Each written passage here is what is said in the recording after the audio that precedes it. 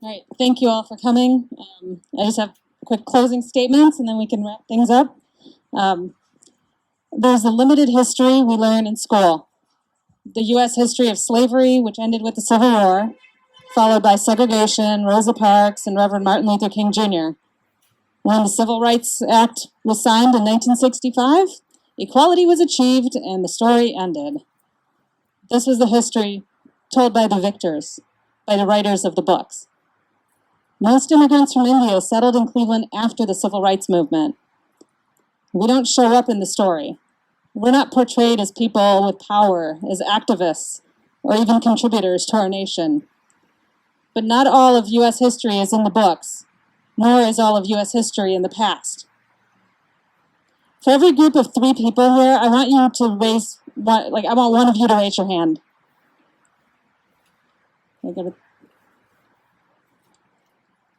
So 1 out of every 3 people, raise your hand. Okay. Now look around. Imagine if that many people were thrown into prison, rent from their families, deemed criminals. The story never ended. Under our very noses, a pattern of laws continued to serve as filters that gradually reached the point where 1 in 3 Black men can expect to face prison time in his lifetime. 1 in 3. It would be nice to believe that the current system is broken, but in truth, it's working exactly as designed. The greatness that some people aim to return to can be achieved by allowing the prison system, funded by taxpayers and profiting private companies, to serve as modern-day slavery.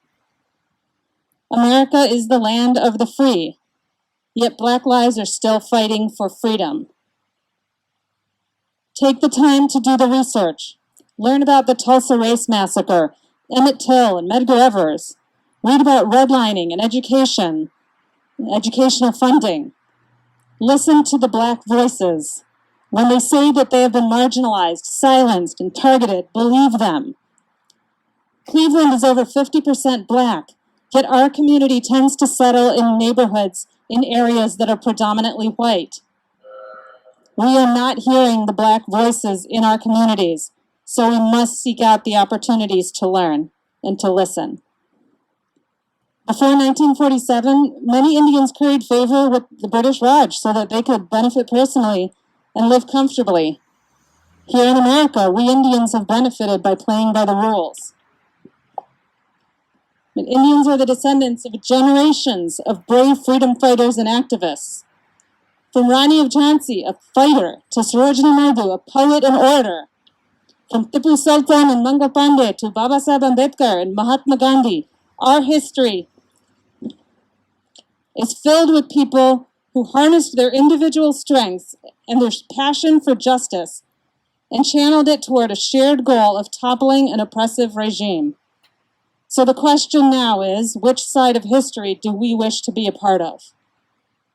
Indians4BLM is not meant to be an exclusive club, but rather a rallying cry. We need to clearly proclaim that Indians support the Black Lives Matter movement. We've all heard the call and feel the stirrings of our activist ancestry. We're all looking for ways to help, so why not work together? Right now, we're a Facebook group, a Slack workspace, a mailing list. We're just a small group of friends who want to take our compassion and our individual talents and turn it into direct action that can lead to meaningful change. That's why we're all here. It's never time to stop putting down the history books. It's never time to stop watching the documentaries. It's never time to stop learning. It's never time to stop reflecting on the parallels.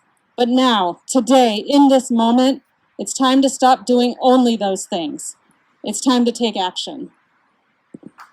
Thank you.